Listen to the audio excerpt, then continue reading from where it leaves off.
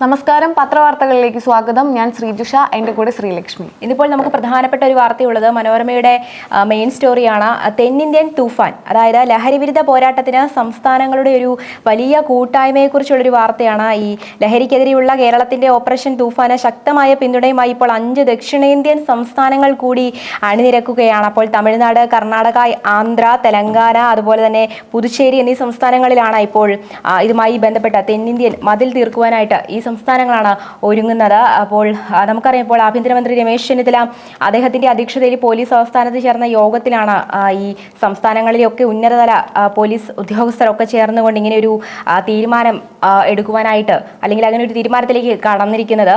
എന്തായാലും നല്ലൊരു തീരുമാനമാണ്. കാരണം ലഹരി എന്ന് പറയുന്നത് ഇവിടെ നിൽക്കുന്ന ഒരു വിഷയമല്ല, അത് സംസ്ഥാനങ്ങളിലേക്ക് വ്യാപിച്ച ഒരു കാര്യമാണ്. ഇവിടെ ഏറ്റവും പ്രധാനപ്പെട്ട ഒരു കാര്യം നമ്മൾ ശ്രദ്ധിക്കേണ്ടത്, ഈ കേരളത്തിലേക്ക് ഏറ്റവും അധികം ലഹരി വസ്തുക്കൾ എത്തുന്നത് ആന്ധ്രയിൽ നിന്നുമാണ്. അപ്പോൾ സംസ്ഥാന വ്യാപകമായിട്ട്, അല്ലെങ്കിൽ സംസ്ഥാനങ്ങൾക്ക് അതിൻ്റെ അതിർത്തികൾ കടന്നുകൊണ്ടൊക്കെ ഒരു അന്വേഷണത്തിലേക്ക് പോകേണ്ടതിൻ്റെ അനിവാര്യത വളരെ വലുതാണ്. അപ്പോൾ നമുക്കറിയാം, കേരളത്തിൽ തന്നെ ഇപ്പോൾ ഓപ്പറേഷൻ തൂഫാൻ അല്ലെങ്കിൽ ഓപ്പറേഷൻ തണ്ടർ ഒക്കെ വലിയ രീതിയിൽ അവരുടെ ദൗത്യവുമായി മുൻപോട്ട് പോയിക്കൊണ്ടിരിക്കുകയാണ്. അപ്പോൾ അതിനോടൊപ്പം തന്നെ ഇങ്ങനെ ഒരു സംസ്ഥാനങ്ങൾക്ക് ഇടയിൽ ഒരു വലിയ ഒരു ഒത്തൊരുമ ഉണ്ടാവുന്നത് അതെന്തായാലും ഒരു നല്ല തീരുമാനമായിട്ട് തന്നെയാണ് എനിക്ക് തോന്നുന്നത്. എന്താണ് ശ്രീജിഷ ഈ ഒരു കാര്യത്തിൽ അഭിപ്രായം? ഓപ്പറേഷൻ തൂഫാൻ നടന്നുകൊണ്ടിരിക്കുന്ന ഒരു സാഹചര്യത്തിലും എല്ലാ ദിവസവും മയക്കുമരുന്നുമായിട്ട് ബന്ധപ്പെട്ട കേസുകൾ വരാറുണ്ട്. അതുപോലെയുള്ള വാർത്തകൾ ഒരുപാട് പത്രത്തിൽ നിലനിൽക്കാറുണ്ട്. പക്ഷെ ഇപ്പോൾ കേരളത്തിൽ ഗണ്യമായ കുറവുണ്ട് എന്നുള്ളതാണ് ഒരു സന്തോഷ വാർത്തയാണുള്ളത്. പക്ഷെ അത് മറ്റുള്ള സംസ്ഥാനങ്ങളിലേക്കും നടപ്പിലാക്കാൻ പോകുക എന്നുള്ളത് വളരെ നല്ലൊരു കാര്യമാണ്. അത് മാത്രമല്ല, ഇതിനെ സംബന്ധിച്ച് മറ്റൊരു കാര്യം കൂടിയുണ്ട്. കേരളത്തിലേക്ക് മയക്കുമരുന്ന് കടത്തിക്കൊണ്ടുവരാനുള്ള എല്ലാ സാഹചര്യങ്ങളും ഇല്ലാതാക്കും. ബസ്, ട്രെയിൻ, വിമാനം, ബോട്ട് തുടങ്ങിയ മാർഗങ്ങളിൽ മയക്കുമരുന്ന് എത്തുന്നത് തടയുമെന്നും ചെന്നിത്തല പറഞ്ഞു. ഇങ്ങനെയുള്ള കാര്യങ്ങളിൽ കൂടി കെയർ ചെയ്യുമ്പോൾ കൂടുതലായിട്ട് ഇവിടേക്ക് എത്തുന്നത് തടയാനും സാധിക്കുമെന്നുള്ളതാണ്. ഇപ്പോൾ ഈ കേരളത്തിലടക്കം കടത്താനുള്ള മാരക ലഹരി വസ്തുവായ MDMA ഉൽപ്പാദിപ്പിക്കുന്ന ലബോറട്ടറി കർണാടകയിലുള്ളതായും ഇതിനെതിരെ ശക്തമായ നടപടി സ്വീകരിക്കുമെന്നും കർണാടക മുഖ്യമന്ത്രി DK ശിവകുമാർ അദ്ദേഹം രമേശ് ചെന്നിത്തല, അതായത് നമ്മുടെ ആഭ്യന്തരമന്ത്രി രമേശ് ചെന്നിത്തലയെ അറിയിച്ചിട്ടുണ്ട്. അപ്പോൾ എന്തായാലും ഒരുമിച്ചുള്ള ഒരു ദൗത്യത്തിന് തന്നെയാണ് ഇപ്പോൾ മുൻപോട്ട് പോയിക്കൊണ്ടിരിക്കുന്നത്. ആദ്യം തന്നെ ഞാൻ പറഞ്ഞൊരു കാര്യമുണ്ട്, അതായത് ഈ ലഹരി മാഫിയ എന്ന് പറയുന്നത് അത് കേരളത്തിൽ നിൽക്കുന്ന ഒന്നല്ല, അന്തർ സംസ്ഥാന വ്യാപകമായിട്ട് ഇതിന്റെ വേരുകളുണ്ട്. പ്രധാനമായിട്ടും ഇതിൽ സാമ്പത്തികമായിട്ട് എന്ത് ഉറവിടമാണ് ഇതിനുള്ളതെന്നൊക്കെ കണ്ടെത്തേണ്ടതിന്റെ അനിവാര്യതയുണ്ട്. അപ്പോൾ അങ്ങനെയുള്ള പല പല കാര്യങ്ങൾ നമ്മളിപ്പോൾ ലഹരി ഉപയോഗിക്കരുത് എന്നുള്ള സന്ദേശം നൽകുന്നതിനോടൊപ്പം തന്നെ ഇത്തരത്തിലുള്ള ലഹരിക്കെതിരെയുള്ള ഇങ്ങനെയുള്ള ദൗത്യങ്ങളൊക്കെ വലിയ രീതിയിൽ മുന്നേറട്ടെ. അതിനോടൊപ്പം തന്നെ സംസ്ഥാനങ്ങൾക്കിടയിൽ ഇത്തരത്തിലുള്ള ഒരു മതിൽ തീർക്കുന്നു. അത് എന്തായാലും നല്ലൊരു തീരുമാനമായിട്ട് തന്നെയാണ്. അപ്പോൾ എല്ലാവരുടെയും ആവശ്യമാണല്ലോ ഒരു സമൂഹത്തെ അല്ലെങ്കിൽ നല്ല രീതിയിൽ, അല്ലെങ്കിൽ ഈ മാരകമായ ഇങ്ങനെ ഒരു വ്യാധിയിൽ നിന്നും മുക്തമാക്കുക എന്നുള്ളത് എല്ലാവരുടെയും ഒരു കൂട്ടുത്തരവാദിത്തമാണല്ലോ. എന്തായാലും അത് നല്ലൊരു ദൗത്യമാവട്ടെ എന്ന് തന്നെ നമുക്ക് ആശംസിക്കാം. ഇത് മാത്രമല്ല, ഇതിൽ പറഞ്ഞ മറ്റൊരു കാര്യം, ഡ്രഗ് ഫ്രീ ഇന്ത്യ എന്ന ലക്ഷ്യം നടപ്പിലാക്കാൻ കേന്ദ്ര സർക്കാർ എല്ലാ DGPമാർക്കും പ്രത്യേക നിർദ്ദേശം നൽകിയിട്ടുണ്ട്. കേന്ദ്രത്തിനടക്കം ഇതുമായി ബന്ധപ്പെട്ടുള്ള നിർദ്ദേശങ്ങൾ നൽകിയിട്ടുണ്ട്. സോ ഇനി നമുക്ക് കേരളത്തിനെ മാത്രമല്ല ഉത്തരവാദിത്വം, അതിൽ മാത്രമല്ല സംസ്ഥാനങ്ങളിലുടനീളം ഇതുമായിട്ട് ബന്ധപ്പെട്ട അന്വേഷണങ്ങൾ നല്ല രീതിക്ക് പുരോഗമിക്കട്ടെ. ഇപ്പോൾ ഈ പിന്തുണയുമായി കേന്ദ്ര ഏജൻസികളും ഉണ്ട് കേട്ടോ. ലഹരി മാഫിയക്കെതിരായ നടപടികളിലും വിവര കൈമാറ്റത്തിലും കേന്ദ്ര ഏജൻസികളുടെ സഹായം ഉണ്ടാകും. അപ്പോൾ കേരളത്തിലേക്കുള്ള ലഹരി വസ്തുക്കളുടെ ഒഴുക്ക് പൂർണ്ണമായും തടയുകയാണ് ലക്ഷ്യമെന്ന് നമ്മുടെ കേരളത്തിന്റെ ആഭ്യന്തരമന്ത്രി രമേശ് ചെന്നിത്തല അദ്ദേഹം പറയുകയുണ്ടായി. ഈ ഇതര സംസ്ഥാനങ്ങളിലെ ജയിലുകളിലൊക്കെ ലഹരി കേസുകളിൽ പിടിയിലായി കഴിയുന്ന മലയാളികളുടെ കണക്ക് ആഭ്യന്തര വകുപ്പ് ശേഖരിക്കും. ഇനി അന്വേഷണം അത്രത്തോളം പോകുമ്പോൾ എല്ലാ വശങ്ങളിൽ നിന്നും വലിയ രീതിയിലുള്ള അന്വേഷണങ്ങൾ ഉണ്ടാവണം. എല്ലാ തലത്തിലും നിന്ന് ചിന്തിക്കേണ്ടിയിരിക്കുന്നു. അത് പഴുതടച്ച അന്വേഷണം മുന്നോട്ട് കൊണ്ടുപോകാം എന്ന രീതിയിൽ നല്ല രീതിയിൽ ചിന്തിച്ച് കൃത്യമായ തീരുമാനങ്ങളും നടപടികളും സ്വീകരിക്കേണ്ട വളരെ വിഷമയമുള്ള ഒരു കേസാണ് യഥാർത്ഥത്തിൽ ഇത് കേട്ടോ. ഈ ലഹരി എന്ന് പറയുന്നത് അതിനടിമപ്പെട്ട് കഴിഞ്ഞാൽ പിന്നെ അതിൽ നിന്ന് രക്ഷ എന്ന് പറയുന്നത് വളരെ വലിയ ബുദ്ധിമുട്ടുള്ളൊരു കാര്യമാണ്. അതുകൊണ്ട് തന്നെ വളരെയധികം ചിന്തിച്ചെടുക്കേണ്ട ഒരു നയമാണ് ഇതിന് ഉണ്ടാവേണ്ടത്. അപ്പോൾ എന്തായാലും ഇതുമായി ബന്ധപ്പെട്ട വാർത്തകൾ ഇനി എന്തായാലും അപ്പോൾ കുറച്ച് ദിവസങ്ങളായിട്ടല്ല, ഇപ്പോൾ ഈ ഓപ്പറേഷൻ തൂഫാൻ തുടങ്ങുന്നതിന് മുൻപും അല്ലെങ്കിൽ അതിന് ശേഷവും ഒക്കെ ഈ വാർത്തകളുണ്ട്. ഇപ്പോൾ എന്തായാലും ഇങ്ങനെയൊരു വാർത്ത ഇന്നിപ്പോൾ നമുക്ക് അല്പം നല്ല തീരുമാനമാണെന്ന് എനിക്ക് തോന്നുന്നുണ്ട്. അതായത് ഈ സംസ്ഥാനങ്ങൾക്കിടയിലൊക്കെ വലിയ ഒരു ഇതുമായി ബന്ധപ്പെട്ട ഒരു ചർച്ചകൾ, അല്ലെങ്കിൽ അതുമായി ബന്ധപ്പെട്ട ഉദ്യോഗസ്ഥരുമായിട്ടുള്ള ചർച്ചകളും തീരുമാനങ്ങളൊക്കെ ഉണ്ടാവേണ്ടതിന്റെ അനിവാര്യത ഉണ്ട്. അത് വളരെ നല്ലൊരു തീരുമാനമായിട്ട് തന്നെയാണ് തോന്നുന്നത്. മറ്റൊരു വാർത്ത എന്ന് പറയുന്നത്, കഴിഞ്ഞ ദിവസമാണ് വയനാട് കള്ളാടിപ്പാറയിൽ തുരങ്കപാത നിർമ്മാണത്തിലുണ്ടായ മണ്ണിടിച്ചിലുമായി ബന്ധപ്പെട്ട് കുറെ പേര് മരണമടഞ്ഞൊരു വാർത്തയുണ്ടായിരുന്നു. അപ്പൊ അതുമായിട്ട് ബന്ധപ്പെട്ടിട്ടുള്ള മറ്റൊരു വാർത്തയാണ് വരുന്നത്. വയനാട് കള്ളാടി മണ്ണിടിച്ചിൽ മരിച്ചവരുടെ ആശ്രിതർക്കും പരിക്കേറ്റവർക്കും സർക്കാർ പ്രഖ്യാപിച്ച നഷ്ടപരിഹാരം ഉടൻ കൈമാറാൻ ഹൈക്കോടതി ഉത്തരവിട്ടു. ആശുപത്രിയിലുള്ളവരുടെ ചികിത്സാ ചെലവും കൂട്ടിരിപ്പുകാരുടെ ചെലവും പൂർണ്ണമായി സർക്കാർ വഹിക്കണം. നഷ്ടപരിഹാരം എത്രയും പെട്ടെന്ന് മരിച്ചവർക്കും അതുപോലെ തന്നെ അവരുമായി ബന്ധപ്പെട്ടവർക്കും നൽകണം എന്നുള്ള ഒരു നിയമമാണ് ഇപ്പോൾ കോടതി നൽകിയിരിക്കുന്നത്. അത് മാത്രമല്ല, ഇപ്പോൾ മരിച്ചവരുടെ എണ്ണം 7 മാറിയിട്ടുണ്ട്. കഴിഞ്ഞ ദിവസം വരെ 5ഉം 6ഉം എന്നുള്ള നിലയിലായിരുന്നു. ഇന്നലെ 6 നിന്നത്. ഇന്നലെ 6 പേരുടെ മൃതദേഹമാണ് കണ്ടെത്തിയത്. ഇപ്പോൾ ഒരാളുടെ കൂടെ എന്നുള്ളൊരു വാർത്തയുണ്ട്. അപ്പോൾ ആകെ 7 മരണങ്ങളാണ് ഈ ഒരു ദുരന്തത്തിൽ, അല്ലെങ്കിൽ 7 ജീവനുകളാണ് ഈ ഒരു ദുരന്തത്തിൽ പൊലിഞ്ഞത്. എന്തായാലും ആ മരണപ്പെട്ടവരുടെ കുടുംബത്തിന് ഇത്തരത്തിൽ സാമ്പത്തിക സഹായം ലഭിക്കുന്നുണ്ടെങ്കിൽ അത് വലിയൊരു സഹായമാകും എന്നുള്ളത് കാര്യത്തിൽ സംശയമില്ല. അതുപോലെ തന്നെ ഈ തുരങ്കപാതയുമായി ബന്ധപ്പെട്ടിട്ട് മറ്റൊരു വാർത്ത കൂടി ഉണ്ട് കേട്ടോ ശ്രീജുഷ. ഇപ്പോൾ ഈ തുരങ്കപാത തിരക്ക് കൂട്ടിയിട്ട് തിരഞ്ഞെടുപ്പ് മുന്നിൽ കണ്ടോ എന്നുള്ളൊരു ചോദ്യമാണ് മനോരമ മുന്നോട്ട് വയ്ക്കുന്നത്. അപ്പോൾ ഈ ആദ്യം ഉദ്ഘാടനം പിന്നെ അനുമതി. അപ്പോൾ നിർമ്മാണം തുടങ്ങിയത് കേന്ദ്രാനുമതിക്ക് മുൻപേ ഒരേ പദ്ധതിക്ക് 2 ഉദ്ഘാടനങ്ങൾ, അതിനെപ്പറ്റി വിശദമായിട്ട് അവർ കൊടുത്തിട്ടുണ്ട്. അപ്പോൾ LDF സർക്കാർ കള്ളാടി ആനക്കാംപൊയിൽ തുരങ്കപാതയുടെ നിർമ്മാണോദ്ഘാടനം നടത്തിയതിന് കേന്ദ്ര വനം പരിസ്ഥിതി മന്ത്രാലയത്തിന്റെ അന്തിമ അനുമതി ലഭിക്കുന്നതിന് മുൻപേ എന്നുള്ളൊരു വാർത്തയാണ്. ഈ യഥാർത്ഥത്തിൽ ശരിക്കും വലിയ രീതിയിലുള്ള ക്രമീകരണങ്ങളൊക്കെ പാലിച്ചിരുന്നുവെങ്കിൽ ഇവിടെ സംഭവിച്ചത് അതാണ്. ഒരു കൂട്ടുത്തരവാദിത്തത്തിൽ വന്ന ഒരു അപാകത, അല്ലെങ്കിൽ നടപടിക്രമങ്ങളിലെ അപാകത, മണ്ണ് നീക്കം ചെയ്യുന്നതുമായി ബന്ധപ്പെട്ട അപാകത, അതുപോലെ തന്നെ അവിടെ ചാലുകൾ നിർമ്മിക്കുന്നതുമായി ബന്ധപ്പെട്ട കാര്യങ്ങൾ, അതുപോലെ തന്നെ പേപ്പറുകളുടെ കാര്യങ്ങളാവട്ടെ, ഉദ്യോഗസ്ഥരുടെ ഭാഗത്തു നിന്ന് വീഴ്ചയാവട്ടെ, മൊത്തത്തിൽ ഒരു ദുരൂഹത, മീൻസ് മൊത്തത്തിൽ ഒരു വലിയ അപാകത, ഒരു വലിയ വീഴ്ചയാണ് സംഭവിച്ചിട്ടുള്ളത്. ഇന്നലെ നമ്മൾ വിശദമായിട്ട് സംസാരിച്ചതാണ് അതിനെപ്പറ്റി. അതിൽ ചിത്രങ്ങൾ സഹിതം നൽകിയിട്ടു എന്തൊക്കെയാണ് സംഭവിച്ചത് എന്നുള്ള കൃത്യമായ വിവരങ്ങൾ ഇന്നലെ മനോരമ നൽകിയിരുന്നു. ഇന്നും അത് തന്നെയാണ്. ഇന്നിപ്പോൾ 2 ഉദ്ഘാടനം, ഒരേ പദ്ധതിക്ക് 2 ഉദ്ഘാടനങ്ങൾ, അതിനെപ്പറ്റിയൊക്കെ ഇനി എന്തായാലും മുൻപോട്ട് വാർത്തകൾ ഉണ്ടാവും എന്നുള്ള കാര്യത്തിൽ അത്തരത്തിലുള്ള വാർത്തകൾ ഇനിയും ഉണ്ടാകും. അല്ലെങ്കിൽ ഇതുമായി ബന്ധപ്പെട്ട് ഓരോ ദിവസം പുതിയ പുതിയ കാര്യങ്ങളാണല്ലോ പുറത്തു വന്നുകൊണ്ടിരിക്കുന്നത്. അപ്പോൾ അതാണ് തുരങ്കപാതയുമായി ബന്ധപ്പെട്ടിട്ടുള്ളൊരു വാർത്ത എന്ന് പറയേണ്ടിയിരിക്കുന്നു. ഇനിയിപ്പോൾ ഈ ശബരിമലയിലെ ഒരു വിഷയമാണ്, സ്വർണ്ണക്കൊള്ളക്കേസല്ല.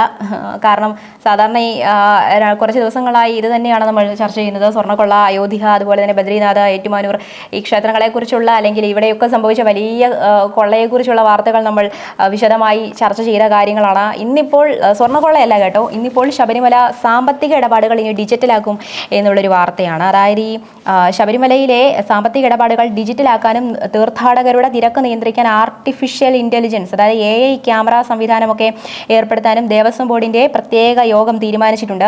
അപ്പോൾ ശബരിമലയിലെ ഈ സാമ്പത്തിക ഇടപാടുകൾ ഇനി ഡിജിറ്റലാകാനും തീർത്ഥാടകരുടെ തിരക്ക് നിയന്ത്രിക്കാൻ ആർട്ടിഫിഷ്യൽ ഇന്റലിജൻസ്, അതായത് ഈ AI സംവിധാനമൊക്കെ ഇനി ഏർപ്പെടുത്താനും ദേവസ്വം ബോർഡിന്റെ പ്രത്യേക യോഗം തീരുമാനിച്ചിട്ടുണ്ട്. അതോടൊപ്പം തന്നെ ഉള്ളതാണ് ഇപ്പോൾ ഈ ശബരിമലയിലെയും പമ്പയിലേക്കും മാലിന്യ നിർമ്മാർജ്ജനത്തിന് ക്ലീൻ കേരള കമ്പനിയുമായി തത്വത്തിൽ ധാരണയായതായി പ്രസിഡന്റ് K. ജയകുമാർ, അതായത് ദേവസ്വം ബോർഡ് പ്രസിഡന്റാണ് അദ്ദേഹം പറഞ്ഞൊരു കാര്യമാണ് ഇപ്പോൾ കൊടുത്തിരിക്കുന്നത്. ഈ മണ്ഡല മകരവിളക്ക് കാലമൊക്കെ ആകുമ്പോൾ അല്ലെങ്കിൽ തീർത്ഥാടന കാലത്തിനൊക്കെ മുന്നൊരുക്കം അത് ഉണ്ടാവേണ്ടതാണ്. അപ്പോൾ അങ്ങനെയുള്ളൊരു മുന്നൊരുക്കത്തിന്റെ ഭാഗമായിട്ടാണ് ഇപ്പോൾ ഈ യോഗം ചേർന്നത്. അതിലാണ് ഇത്തരത്തിലുള്ള പ്രോട്ടോകോൾ സംബന്ധമായിട്ടുള്ള അല്ലെങ്കിൽ ഇത്തരത്തിലുള്ള കാര്യങ്ങളെക്കുറിച്ചും സാനിറ്റേഷൻ പ്രോട്ടോകോൾ ഒക്കെ നടപ്പിലാക്കുമെന്നടക്കമുള്ള കാര്യങ്ങൾ തീരുമാനിച്ചത്.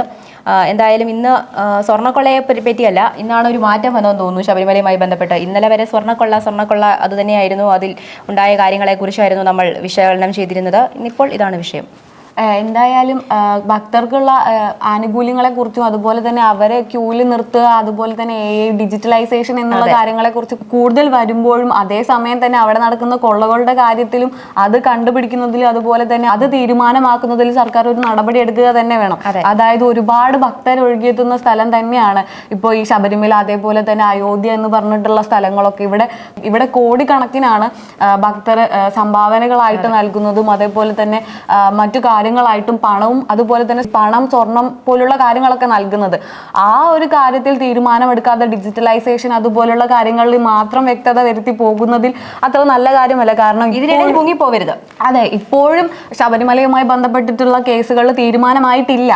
ആ ഒരു സമയത്താണ് ഡിജിറ്റലൈസേഷൻ എന്ന് പറഞ്ഞിട്ട് അടുത്തൊരു വാർത്ത വന്ന് ഭക്തരെയും അതുപോലെ തന്നെയുള്ള ബാക്കിയുള്ള ഒരു വഴി തിരിച്ചു വിടാനുള്ള ഇത്തരത്തിലുള്ള വലിയ അത്ഭുതം തോന്നിയ ഒരു കാര്യമാണ് ശ്രീജിഷ. ഇപ്പോൾ ഈ ആളുകളെ ചെറിയ ചെറിയ കേസുകളിലൊക്കെ നമുക്കറിയാം, നാട്ടിലൊക്കെ ചെറിയ ചെറിയ മോഷണ കേസൊക്കെ വന്നു കഴിഞ്ഞാൽ പിടിച്ച് അകത്തിട്ട് വലിയ ഒരു ശിക്ഷയൊക്കെ നൽകി വീട്ടുകാരെയൊക്കെ ഒന്ന് ഭയപ്പെടുത്തി, എന്താണ് അങ്ങനെ ഒരു നമുക്ക് അങ്ങനെ ഒരു പാരമ്പര്യം ഉള്ളതുപോലെ എനിക്ക് തോന്നാറുണ്ട് ചിലപ്പോൾ. അപ്പോൾ അങ്ങനെയുള്ള ഒരു കാര്യം നിലനിൽക്കുന്നുണ്ട് നമ്മുടെ സമൂഹത്തിൽ, എന്തെങ്കിലും ചെറിയ കാര്യത്തിൽ വിരട്ടിവിടൽ. ഇത് പക്ഷേ ഇങ്ങനെയല്ല, ചെറിയ കേസുകളിൽ എടുക്കുന്ന ഒരു നടപടി പോലെയല്ല, അല്ലെങ്കിൽ അതിലെടുക്കുന്ന നടപടി ഇവരുടെ കാര്യത്തിൽ എടുക്കാൻ പോലീസ് അല്ലെങ്കിൽ ഉദ്യോഗസ്ഥർ തയ്യാറാവണം എന്നുള്ളതാണ്. കാരണം സാധാരണക്കാരായിട്ടുള്ള ആളുകൾക്ക് മേൽ ചുമത്തുന്ന അല്ലെങ്കിൽ അവർക്ക് ചെറിയ കേസുകളൊക്കെ വരുമ്പോൾ ഉണ്ടാകുന്ന കേസുകൾ ചെറുതോ വലുതെന്നുള്ളതല്ല, അതിലും ഗുരുതരമായ ഒരു കേസാണ് ഇവിടെ സംഭവിച്ചിട്ടുള്ളത്. അതായത് ഭക്തരുടെ മതവികാരം വ്രണപ്പെടുത്തിയ ഒരു കേസ് തന്നെയാണ് ഇത്. ഈ ശബരിമലയിൽ സ്ത്രീ പ്രവേശനവുമായിട്ട് ബന്ധപ്പെട്ട കേസ് വന്നപ്പോൾ വലിയ രീതിയിൽ വാവിട്ട് ഭയങ്കര ബഹളം ഉണ്ടാക്കി. അതെ അതെ, അവരുടെയൊന്നും ശബ്ദമില്ല ഇപ്പോൾ, എല്ലാവരും മൗനമാണ്. അപ്പോൾ അത് തന്നെയാണ് ഈ കേസുകളൊക്കെ വരുമ്പോൾ ആ കേസിന് അകത്തേക്ക് ഉള്ളിലേക്കൊക്കെ കയറി ഭയങ്കര ആഴത്തിലുള്ള വലിയ ചർച്ചകളൊക്കെ നമ്മൾ കാണാറുണ്ട്. ഈ ചർച്ചകളൊക്കെ നടക്കുന്നത് മാത്രമല്ല, അതിനുള്ളിൽ തീരുമാനങ്ങൾ ഒരിക്കലും അല്ലെങ്കിൽ നടപടികളൊന്നും മുങ്ങിപ്പോകാൻ പാടില്ല. ഇപ്പോൾ ഈ ഡിജിറ്റലൈസേഷൻ എന്ന് പറഞ്ഞാൽ അല്ലെങ്കിൽ അതിലേക്കൊക്കെ കടക്കുമ്പോൾ ഇതിന് പിന്നിൽ ഉണ്ടായിരുന്ന വലിയ ഒരു കൊള്ള അത് മറഞ്ഞു പോകരുത്. അതിൽ കൃത്യമായ നടപടി വേണം. ഇനി പക്ഷേ ഒരുപാട് ആളുകളെ അറസ്റ്റ് ചെയ്തു. അവരൊക്കെ എത്ര നിസ്സാരമായിട്ടാണ് പുറത്തു പോയത്, എത്ര നിസ്സാരമായിട്ടാണ് ഊരിപ്പോകുന്നത്. അപ്പോൾ നമുക്കറിയാമല്ലോ എന്ത് ഇപ്പോൾ നിയമത്തിൻ്റെ അപാകതയാണോ അല്ലെങ്കിൽ എന്താണ് സംഭവിക്കുന്നത് എന്നുള്ളതാണ്. അതെന്തായാലും വളരെ വളരെ ഒരു മോശമായ കാര്യമായിട്ടാണ് എനിക്ക് തോന്നിയത്. അത്രയും നിസ്സാരമായിട്ട് ഇറങ്ങിപ്പോന്നു. അതും ഈശ്വരനെ സാമ്പത്തികമായിട്ട് നമ്മൾ സഹായിക്കേണ്ട ആവശ്യമൊന്നുമില്ല, പക്ഷേ അല്ലെങ്കിൽ അങ്ങനെ നൽകേണ്ട ആവശ്യമില്ല. പക്ഷേ നമ്മൾ ഭക്തരെ വിശ്വസിച്ച് നൽകുന്നത് ദേവസ്വം ബോർഡിൻ്റെ അവരുടെ ഒരു വിശ്വാസ്യത നഷ്ടപ്പെട്ടിട്ടുണ്ട് ഇങ്ങനെ ഒരു കേസ് സംഭവിച്ചപ്പോൾ. അപ്പോൾ അതൊക്കെ ഒന്ന് മനസ്സിലാക്കുക. മറ്റൊരു വാർത്ത, 3 വർഷത്തിന് ശേഷം അച്ഛൻ ഉൾപ്പെടെ 2 പേർ പിടിയിൽ. മകനെ ശ്വാസം മുട്ടിച്ച് കൊലപ്പെടുത്തി വെട്ടി നുറുക്കി കഷ്ണങ്ങളാക്കി നദിയിൽ എറിഞ്ഞു എന്നുള്ളൊരു വാർത്തയാണ്. യുവാവിനെ ശ്വാസം മുട്ടിച്ച് കൊലപ്പെടുത്തി വെട്ടി നുറുക്കി കഷ്ണങ്ങളാക്കി നദിയിൽ എറിഞ്ഞ കേസിൽ 3 വർഷങ്ങൾക്ക് ശേഷം വഴിത്തിരിവ്. അച്ഛൻ ഉൾപ്പെടെ 2 പേരെ പോലീസ് അറസ്റ്റ് ചെയ്തു. ഒരാൾക്കായി പോലീസ് അന്വേഷണം ഊർജിതമാക്കി. കേസിൽ നിർണായകമായത് അച്ഛന്റെ സുഹൃത്തുക്കളെ കേന്ദ്രീകരിച്ചുള്ള അന്വേഷണമാണ്. 2023 ജൂലൈ 9-നാണ് കേസിന് ആസ്പദമായ സംഭവം നടക്കുന്നത്. ജൂലൈ 9-ന് വീട്ടിൽ നിന്ന് പുറത്തുപോയ ശ്രീകാന്ത് പിന്നീട് വീട്ടിലേക്ക് തിരിച്ചു വന്നിട്ടില്ല. ശ്രീകാന്തിന്റെ അമ്മ രാജലക്ഷ്മിയോടൊപ്പം ബാലകുമാരൻ, അതായത് കുട്ടിയുടെ അച്ഛൻ, സംശയം തോന്നാതിരിക്കാൻ മകനെ തിരിയാൻ കൂടി. വർഷങ്ങൾ പലത് കടന്നിട്ടും മകനെ കുറിച്ച് വിവരം ലഭിക്കാത്തതിനാൽ രാജലക്ഷ്മി മദ്രാസ് ഹൈക്കോടതിയെ സമീപിക്കുകയും 2026 ഏപ്രിൽ കേസ് അന്വേഷിക്കാൻ CBCID പോലീസിനോട് ഉത്തരവിട്ടു. ശരിക്കും പറഞ്ഞാൽ എന്തൊരു ക്രൂരതയാണല്ലേ. അതായത് സ്വന്തം അച്ഛനാണ് കുട്ടിയെ കൊലപ്പെടുത്തി എന്നുള്ള വാർത്തയാണ് ഇത് വരുന്നത്. എന്തൊക്കെ പ്രശ്നങ്ങളായാലും ഒന്നെങ്കിൽ ആ കുട്ടിയെ പറഞ്ഞ് മനസ്സിലാക്കുക. അതുപോലെ തന്നെ അതിന് കാരണം എന്താണെന്നുള്ളത് പറഞ്ഞിട്ടില്ല. കനത്ത മഴ അതുപോലെ തന്നെ ഈ സമയം കനത്ത മഴ കാരണം മുല്ലപ്പെരിയാറിൽ നിന്ന് നദിയിലേക്ക് അമിതമായി വെള്ളം ഒഴുകിയിരുന്നു. ഇക്കാരണത്താൽ ശരീരഭാഗങ്ങൾ എവിടെയാണെന്ന് കണ്ടെത്താനുമായിട്ടില്ല എന്നുള്ളതാണ് ഇതിൽ പറയുന്നത്. കണ്ണിച്ചോരയില്ലാത്ത ഒരുതരം പരിപാടി എന്ന് തന്നെ അതിനെ വിശേഷിപ്പിക്കേണ്ടിയിരിക്കുന്നു. വളരെ കഷ്ടമായി പോയി. കാരണം അച്ഛനാണ്, സ്വന്തം മകനെയാണ്. ഒന്ന് ഓർത്തു നോക്കൂ ആ ഒരു വാർത്തയുടെ ആഴം എത്രത്തോളം ഉണ്ടെന്ന്. ശ്രീകൃഷ്ണ, മറ്റൊരു വാർത്തയാണ്. ഈ അധ്യാപകൻ ചൂരൽ കൊണ്ട് അടിച്ചു 5ാം ക്ലാസ്സുകാരിയുടെ കൈയൊടിഞ്ഞു. 5ാം ക്ലാസ്സുകാരി എന്ന് പറയുമ്പോൾ ഒന്ന് ഓർത്തു നോക്കൂ, 10 വയസ്സുള്ള ഒരു കുട്ടി, അധ്യാപകനാണ് ഈ ക്രൂരത ചെയ്തത് എന്നുള്ളതാണ്. അപ്പോൾ ക്ലാസ്സിൽ കുട്ടി ശ്രദ്ധിക്കുന്നില്ല എന്നുള്ള ഒരു ആരോപണം ഉന്നയിച്ചുകൊണ്ടാണ് ഇപ്പോൾ ഈ കുട്ടി സ്കൂളിലെ വിദ്യാർത്ഥികളുടെ അല്ലെങ്കിൽ കൂട്ടുകാരുടെ നോട്ട്ബുക്ക് നോക്കി അത് നോട്ട് വരാത്ത ദിവസങ്ങളിലെ പനി ബാധിച്ച് ഈ കുഞ്ഞ് കുറച്ച് ദിവസം അവധിയായിരുന്നു അല്ലെങ്കിൽ സ്കൂളിൽ എത്തിയിരുന്നില്ല. അപ്പോൾ ആ അവധി ദിവസത്തെ നോട്ട് കൂട്ടുകാരുടെ ബുക്കിൽ നോക്കി എഴുതുന്ന സമയത്താണ് അധ്യാപകൻ പുറകിലൂടെ വന്ന് ഈ എഴുതിയെടുക്കുന്ന സമയത്ത് പിറകിലൂടെ എത്തിയ അധ്യാപകൻ വലത് കൈപ്പത്തിയിൽ അടിക്കുന്നു. ഒന്ന് ഓർത്ത് നോക്കൂ, എത്ര ക്രൂരതയാണ്. സാധാരണ എന്തെങ്കിലും ഒരു ക്ലാസ്സിൽ ശ്രദ്ധിക്കുന്നില്ല എന്നുള്ളത് അത് പറഞ്ഞ് മനസ്സിലാക്കുക. അല്ലെങ്കിൽ ഇവിടെ ശ്രദ്ധിക്കൂ. നമ്മളൊക്കെ പഠിക്കുന്ന സമയത്ത് അധ്യാപകർ ഒന്നെങ്കിൽ, അന്നൊക്കെ അടിക്കൊരു കുറവുമില്ല കേട്ടോ, അടിയൊക്കെ ഉണ്ടായിരുന്നു, പക്ഷെ എന്നും പറഞ്ഞ് ആളുകളെ തല്ലിക്കൊല്ലുന്നൊന്നും ഇല്ലായിരുന്നു, അത്രയും ക്രൂരതകളിലേക്കൊന്നും കടന്നിരുന്നില്ല എന്നുള്ളതാണ്. അപ്പോൾ ശരിക്കും പറഞ്ഞാൽ ആ കുട്ടിക്ക് ഭക്ഷണം ഒന്നും കഴിക്കാൻ സാധിക്കാത്ത ഒരവസ്ഥയാണ് ഈ എന്നിട്ടും സംഭവിച്ചിരുന്നതാണ്. ഇതിൽ അത്ഭുതകരം എന്ന് പറയുന്നത് ഇത്രയും സംഭവിച്ചിട്ട് ഇവർ ഈ കുട്ടീനെ വീട്ടിൽ കൊണ്ടാക്കി. വീട്ടുകാരാണ് കുഞ്ഞിനെ ആശുപത്രിയിൽ കൊണ്ടുപോകുന്നത് എന്നുള്ളതാണ്. അതിനുള്ള ഒരു മര്യാദ പോലും അവർ കാണിച്ചില്ല എന്നുള്ളതാണ്. ഇവരെന്തിനാണ് ഈ മറച്ചു വെക്കുന്നത്? എന്തായാലും കുഞ്ഞ് വീട്ടിൽ ചെല്ലുമ്പോൾ അച്ഛനോടോ അമ്മയോടോ അല്ലെങ്കിൽ പറയാതിരിക്കില്ല ഈ വിവരം. എന്തായാലും വിഷയത്തിൽ നടപടി ഉണ്ടാവും, അല്ലെങ്കിൽ ആളുകൾ അറിയും. ഇവരെ മറച്ചു വെക്കേണ്ടതിന്റെ അതിൽ കാര്യം ഒന്നുമില്ലായിരുന്നു എന്നുള്ളതാണ്. അത് മാത്രമല്ല, കുറച്ച് ദിവസങ്ങൾക്ക് മുൻപാണ് ഇതേപോലുള്ള സമാനമായിട്ടുള്ള ഒരു വാർത്ത വന്നിരുന്നത്.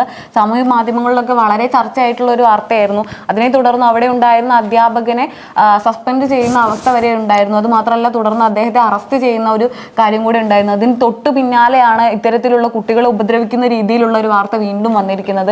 അത് മാത്രമല്ല, ഇപ്പോൾ ഈ ഒരു പ്രായത്തിലുള്ള കുട്ടികൾ, അതായത് LP സ്കൂൾ, അത് എങ്ങനെയായാലും സ്കൂൾ പഠനങ്ങൾ തുടർന്നുകൊണ്ടിരിക്കുന്ന കുട്ടികൾ വീട്ടിൽ ചെലവഴിക്കുന്നതിനേക്കാൾ കൂടുതൽ സമയം സ്കൂളുകളിലാണ് ചെലവഴിക്കുന്നത്. അപ്പൊ ആ ഒരു അംഗൻവാടികളിൽ പോലും ഇത്തരത്തിലുള്ള ക്രൂരതകൾ നടക്കുന്നു എന്നുള്ളതാണ് അത്ഭുതകരം കേട്ടോ. കുട്ടികളാണ്, കുഞ്ഞുങ്ങളാണ്, അവർക്ക് നേരെയാണ് ഇങ്ങനെ ഒരു ക്രൂരത എന്നുള്ളതാണ് ഏറ്റവും കഷ്ടം. അത്രയും സമയം ചെലവഴിക്കുന്ന ഒരു സ്ഥലത്ത് നിന്ന് അവർക്ക് ഇത്തരത്തിലുള്ള ദുരനുഭവങ്ങൾ ഉണ്ടാകുമ്പോൾ എങ്ങനെയാണ് മാതാപിതാക്കൾ അവരെ വിശ്വസിച്ച് ഇനിയും വീണ്ടും സ്കൂളിലേക്ക് അയക്കുക? അപ്പൊ ആ ഒരു സമ്മർദ്ദം എന്തായാലും അവർക്ക് ഉണ്ടാവില്ല. അതെ, എന്തായാലും കുഞ്ഞുങ്ങളെ കൊണ്ടുവിടുമ്പോൾ മാതാപിതാക്കളുടെ ഉള്ളിൽ ചെറിയൊരു പേടി ഉണ്ടാകും. സ്വാഭാവികമായിട്ടും അമ്മമാരാണ് കുഞ്ഞുങ്ങളെ കൊണ്ട് വിടാറ്. നഴ്സറിയിലേക്ക് പോകുന്ന അല്ലെങ്കിൽ അംഗൻവാടിയിലേക്ക് പോകുന്ന സമയം തന്നെ വീട്ടിൽ നിന്ന് മാറി നിൽക്കുന്നു എന്നുള്ളത് അവരുടെ ഉള്ളിൽ വലിയൊരു വിങ്ങലാണ്. അപ്പോൾ അങ്ങനെയുള്ളപ്പോൾ അവരെ ഉപദ്രവിക്കുന്നു അല്ലെങ്കിൽ വേദനിപ്പിക്കുന്നു എന്നുള്ളത്, എപ്പോഴും തറയിലും താഴെയും വെക്കാതെ കൊണ്ടു നടക്കുന്ന കുഞ്ഞുങ്ങളെ മറ്റുള്ളവർ ഉപദ്രവിക്കുന്നു എന്നൊക്കെ അറിയുമ്പോൾ, കുഞ്ഞു കുട്ടികളുടെ കാര്യത്തിലാണെങ്കിലും വലിയവരാണെങ്കിലും മാതാപിതാക്കൾക്ക് അവരുടെ കുഞ്ഞുങ്ങൾ തന്നെയാണല്ലോ. അപ്പോൾ അത് വലിയൊരു ക്രൂരതയാണ്. ഇങ്ങനെയുള്ള ക്രൂരതകൾ ആവർത്തിക്കാതിരിക്കുക, അതല്ലാണ്ട് നമുക്ക് എന്താണ് പറയാൻ സാധിക്കുക ഈ വിഷയത്തിൽ? കൃത്യമായ നടപടി സ്വീകരിക്കുക, അധ്യാപകനെതിരെ ശക്തമായ നടപടി സ്വീകരിക്കുക എന്ന് മാത്രമേ ഈ വിഷയത്തിൽ പറയാനുള്ളൂ.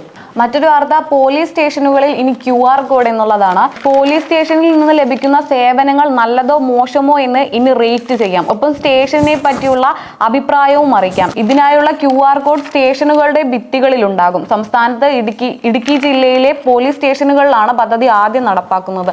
അതായത് ഇപ്പോൾ പുതിയൊരു കാര്യം കൂടിയാണ് വന്നിരിക്കുന്നത്. പോലീസ് സ്റ്റേഷനുകളിലാണ് QR കോഡ് വന്നിരിക്കുന്നത്. QR കോഡിന്റെ ഒരു കാലഘട്ടം തന്നെയാണ്. അപ്പൊ ആ സമയത്ത് പോലീസ് സ്റ്റേഷനുകൾക്കാണ് ഇനി 5 സ്റ്റാർ റേറ്റിംഗ് പോലുള്ള സാധനങ്ങൾ നൽകാനുമായി ബന്ധപ്പെട്ടുള്ള ഒരു QR കോഡ് വന്നിരിക്കുന്നത്. നല്ലതോ ചീത്തയോ അത് വിലയിരുത്താം. അതെ, ഉറപ്പായിട്ടും.